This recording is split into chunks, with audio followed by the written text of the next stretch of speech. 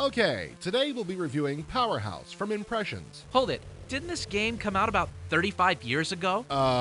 Yeah. So this review is extremely late. Yeah. Okay, I just wanted to make it clear that we're as capable of dropping the ball as any of these big companies which have products slip by 57 months. Hey, at least we beat the 11th hour. Phew!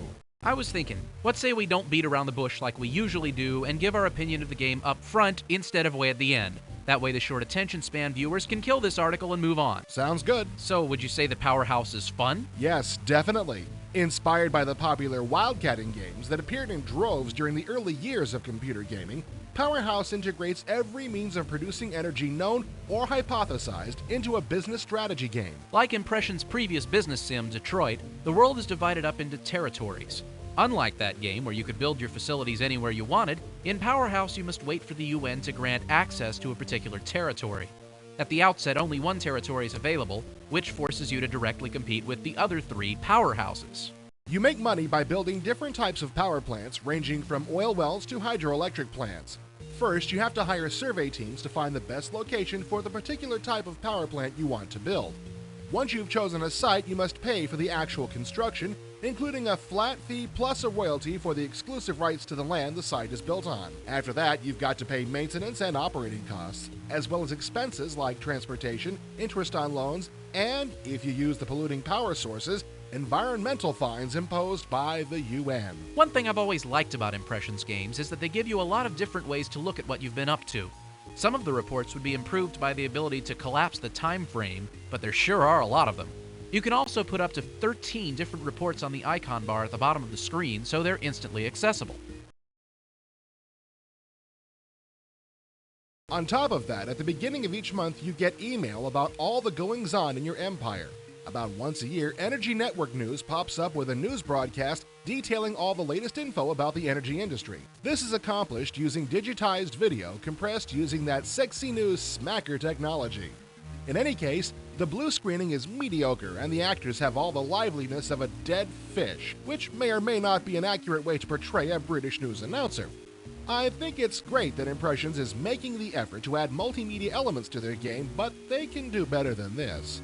Okay, let's talk game mechanics. What clever things have the designers done that will burn their company logo into the cerebral cortexes of strategy gamers everywhere? Well, thank goodness they had the sense to break all the energy sources into units, an artificial measurement of energy.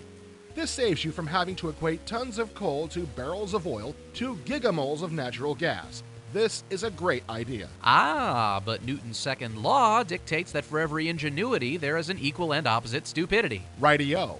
Although the actual energy sources themselves were equalized to de-emphasize the tedious parts of managing energy production, the maintenance and operating cost periods vary among resource types. So, like, you pay the running costs on coal mines once a year, but on nuclear plants it's once a month?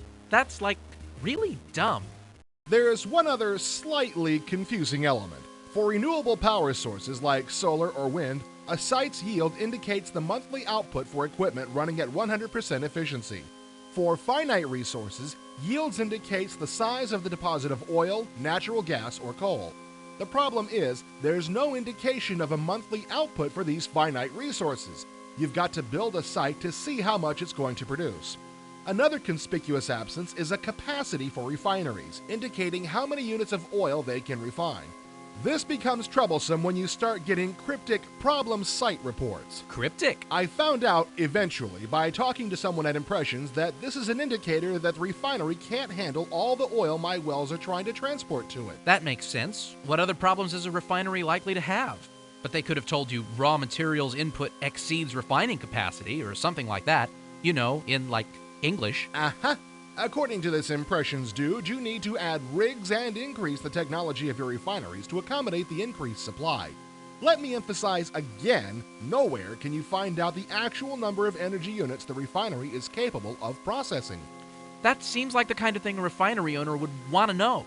So anyway, I maxed the number of rigs in the refinery and dumped millions into R&D, pushing it up a couple of levels. Guess what?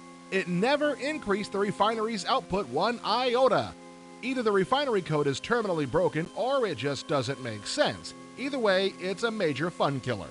So, before we head home, is there anything else you'd like to bitch about? Yep, just like in Detroit, there's no indication of how your research is progressing. Zero, zip, nada. Not even so much as a whiny, "We're working on it, leave us alone." I mean, come on. Didn't we explain about this a year ago when we received Detroit? We did. You know what this means, don't you? Nobody at Impressions watches IE. IE. Well, here it comes, the inevitable summary. PowerHouse is a game with an interesting premise that falls a little short in its execution. The game itself is fun, but there are a few things that just don't make sense. When you have to spend more time trying to figure out how to make the game do what you want it to than you do actually playing it, the design needs work. And that's the unfortunate bottom line here. If you're easily frustrated, steer clear of PowerHouse. But if you're willing to put up with its idiosyncrasies, you should definitely give it a look.